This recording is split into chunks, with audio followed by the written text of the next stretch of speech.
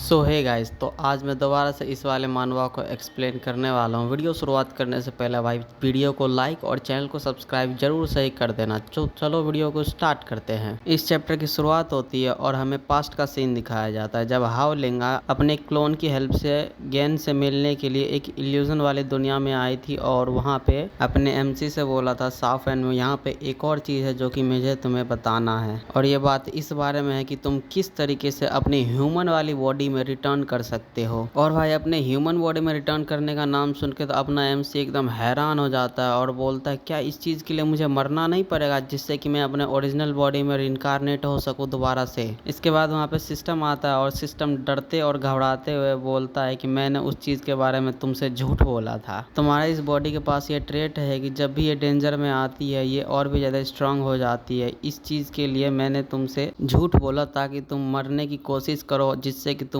और जल्दी जल्दी स्ट्रांग बन सको। और भाई ये सुन के तो अपना एमसी फट पड़ता है, वो एकदम चिल्लाते हुए बोलता है और अगर मैं सच में मर जाता तो इसका मतलब मैं सब कुछ खो देता। तू कुत्ते सिस्टम, तू मेरे को सच में मरवाना चाहता है। इसके बाद सिस्टम अपने एमसी से बोलता है ये सारे के सारे डीमंस डबल एस रैंक से नीचे ही हैं, तो ये तुम्हारे लिए कोई भी डेंजरस नहीं है और तुम इस चीज़ से निकल भी चुके हो, क्या तुम्हें पता नहीं चला। ये सब कुछ सुनने के बाद भी अपना एमसी गुस्से में बोलता है सच में कोई सिस्टम झूठ भी बोल सकता है। इसके बाद अपना एमसी अपने को डिस्क्लेमर देता है गाइस किसी पे भी भरोसा मत करना, भले वो सिस्टम क्यों ना, वो भी चूतिया बना सकती है तुम लोगों को। इसके बाद अपनी प्यारी हावलिंगा बीच में आती और बोलते रिलैक्स करो, मैंने एक तरीका ढूंढ लिया है जिससे कि तुम अपने बॉडी में वापस से जा सकती हो। पहला आइटम जो तुम्हें इस चीज़ के लिए चाहिए और वो है की, और दूसरा है एक स्पिरिट कॉलिंग ग्रास, और वो जो ग्रास है वो सिर्फ और सिर्फ ग्रो होती है थर्ड एरिया के पास में जो कि इमोर्टल डीमन रियलम में होता है। तो इसीलिए हमें ये ग्रास सिर्फ और सिर्फ स्पिरिट रेस के इमोर्टल डीमन रियलम में ही मिल सकता है। वहाँ पे एक बहुत बड़ा हरिकन है जो कि पूरी तरीके से इमोर्टल डीमन रियलम को सराउंड कर रखी है, जिसकी वजह से ये पूरी तरीके से आइसोलेट हो रखी है आउटसाइड वर्ल्ड से। और ये हरिकन इतनी ज़्यादा शार्प और स्ट्रॉन्ग है जिसकी वजह से ये स्ट्रॉन्ग से स्ट्रॉन्ग स्टील को भी एक सेकंड में चिथड़े चिथड़े कर सकती है जैसे ही वो चीज़ इसके कांटेक्ट में आती है वैसे ही। As a result spirit race में से कुछ ही ऐसे व्यापारी हैं जो कि व्यापार करने के लिए बाहर निकल पाते हैं, जिसकी वजह से अनइंटेंशनली वो वर्ल्ड पूरी तरीके से आइसोलेट हो चुकी है बाहर की दुनिया से। लेकिन इसका मतलब ये भी है कि और कोई रेस उस पर अटैक भी नहीं कर सकती है, भले ही वो कोई भी मेथड क्यों ना अपना ले। 6 साल बाद भी सिर्फ एक ही प्लेस ऐसी बची हुई थी जिसके ऊपर इविल रेस ने अपना कब्जा नहीं किया था, और वो थी spirit race immortal demon realm. दूसरे भले ही वहाँ पे जा नहीं सकते लेकिन जीटा कर सकती है, जीटा तुम्हें अंदर लेकर के जा सकती है।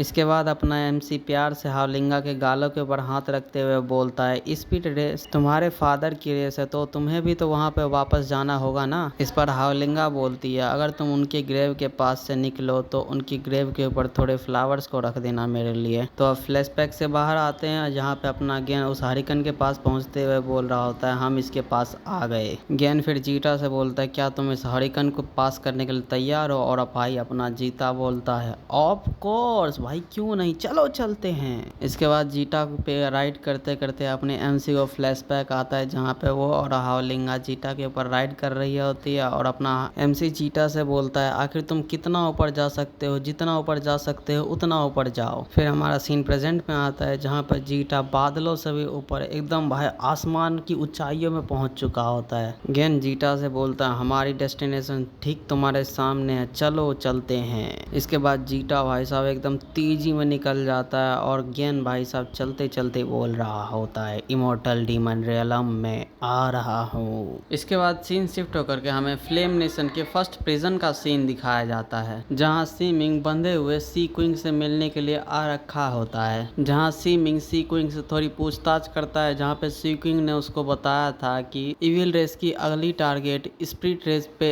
इन्वेड करना है। सी क्विंग इसके बाद बोलता है हाँ बिल्कुल सही मेरे छोटे भाई, ये तुम्हारी फुलिशनेस है कि तुम सोच रहे हो तुमने मेरे प्लान को स्टॉप कर दिया है। मैंने पहले ही इविल रेस के सिस्टम में इन्फिल्ट्रेट कर दिया है, जैसे ही मैं टॉप पे पहुंच जाऊंगा वैसे ही मैं एक तरीका ढूंढूंगा जिससे कि दोनों ही रेस डीमन रेस और स्पिरिट रेस को बचाया जा सके। सी मिंग सी क्विंग की ऐसी बातों को सुन करके उसके गले में बंधा चेन को पकड़ता है और बोलता तो ये तुम्हारी सो कॉल प्रोटेक्शन है, सरेंडर कर देना और उन सभी इविल रेस की गुलामी करना। सी क्विंग फिर आगे बोलता जाता है तो फिर और हम क्या कर सकते हैं? हमारे पास क्या इतनी स्ट्रेंथ है जिससे कि हम उनसे फाइट बैक कर सकें? हमने इस बार इस डिजास्टर को टाल दिया क्योंकि गेन लीवू कहीं से सडनली अपेयर हो गया। तो फिर स्पीड रेस के बारे में क्या, उनके बारे में तुम क्या सोचते हो? पिछले समय में हम दोनों जिस औरत को प्यार किया करते थे, हम दोनों की कंबाइंड स्ट्रेंथ को मिलाने के बाद भी उसको प्रोटेक्ट नहीं कर पाए और अब उसके होमलैंड पे एक डिजास्टर आने वाला है। तो फिर अब तुम क्या सोचते हो, हम उस चीज को कैसे स्टॉप करेंगे?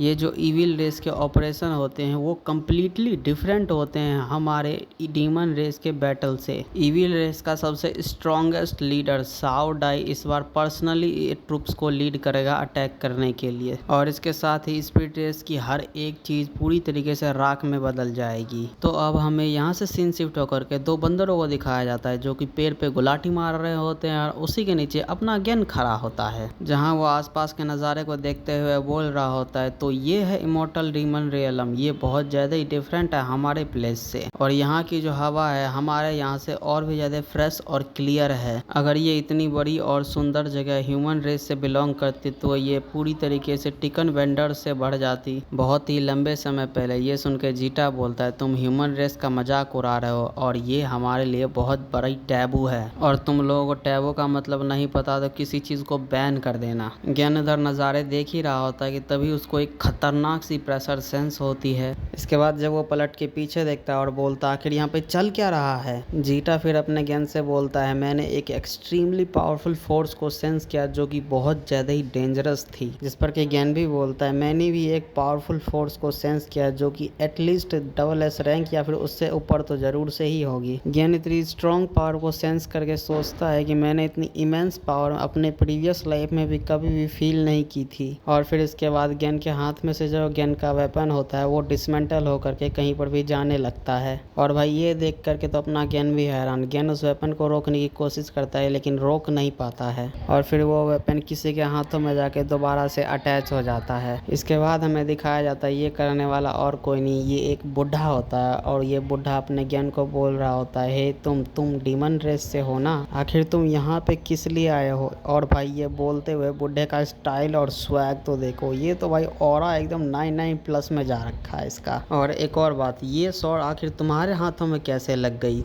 उस बुढ़े को देख करके तो भाई अपना ज्ञान हैरान हो रखा होता है और वो अपने मन में सोच रहा होता है कि ये ह्यूमन भी है, नहीं मैं इसके रेस के बारे में भी बता नहीं सकता ये कौन से रेस से आता है, लेकिन आखिर क्यों मेरी स्वॉर्ड इसके हाथों में फ्लाई करके चली गई। इसके बाद हमें उस बुढ़े को दिखाया जाता है जो कि एकदम स्वैग में बैठ रखा होता है और भाई मैंने अब नोटिस किया ये बुढ़ा भाई एकदम सन ग्लासेस लगा के बैठा हुआ है यार। ये बुढ़ा इस तरफ चिल करके बैठा है और अपना हीरो दूसरी तरफ अपना मत्था फेर रहा है। आखिर ये बुढ़ा है कौन बे जो कि मेरे काम के बीच में अपना टांग अड़ाने के लिए आ गया। चलो भाई इसी के साथ इस वीडियो को यहीं पे खत्म करते हैं। वीडियो पसंद आती है वीडियो को लाइक करो, चैनल को सब्सक्राइब करो और हाँ भाई वीडियो को लाइक करो यार, वीडियो की ना रीच नहीं बढ़ पा रही है, इसीलिए वीडियो की रीच को बढ़ाने के लिए वीडियो को लाइक करो और जितना हो सकता है उतना दबा के शेयर करो। जो भी मांगा देखते हैं तुम्हारे फ्रेंड कोई भी जो भी तुम्हें जानते हो।